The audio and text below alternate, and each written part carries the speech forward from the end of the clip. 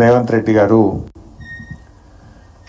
మహిళా దినోత్సవ సందర్భంగా నిర్వహిస్తున్నటువంటి వేడుకల్లో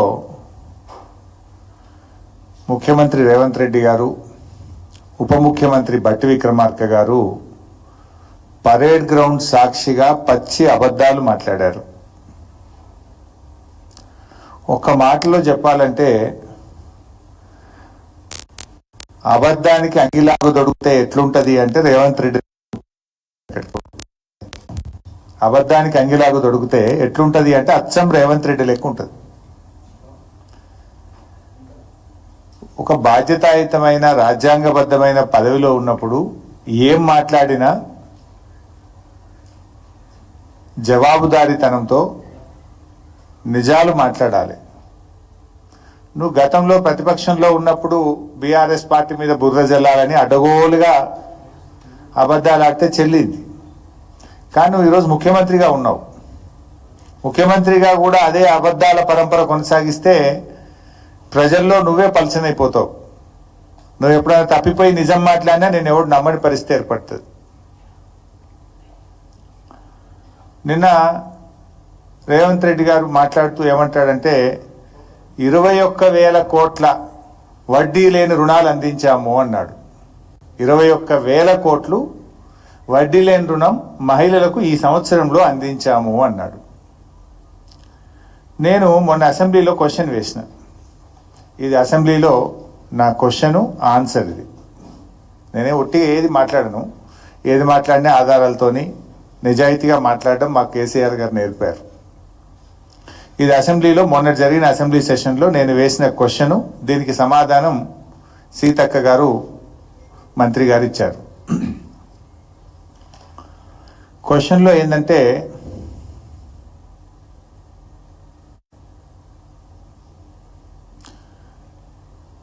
whether interest-free loans will be applicable to the total amount of loan to be taken by the women. The conditions applicable in this regard may be told. ప్రభుత్వం ఏం answer ఇచ్చిందంటే, the loans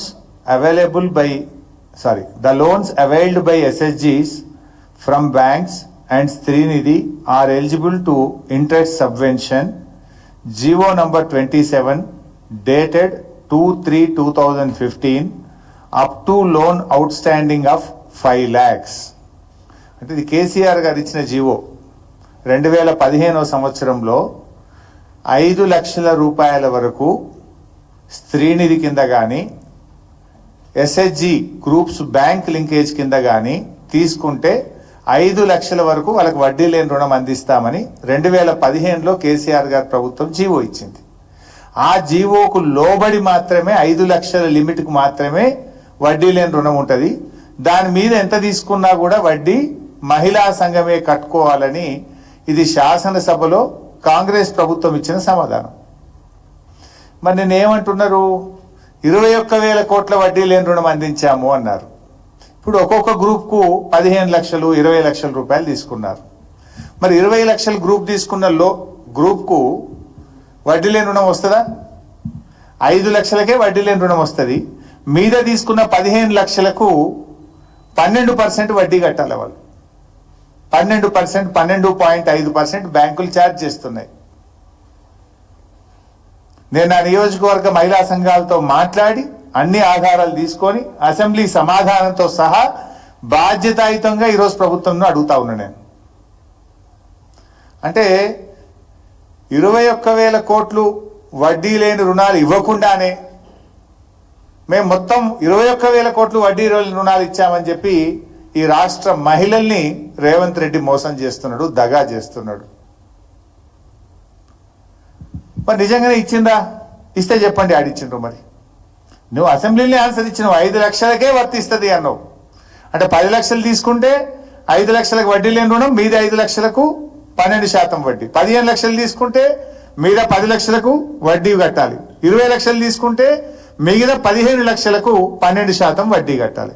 అంటే బట్టి విక్రమార్క కానీ రేవంత్ రెడ్డి కానీ నిన్న చేసిన ప్రచారం అంతా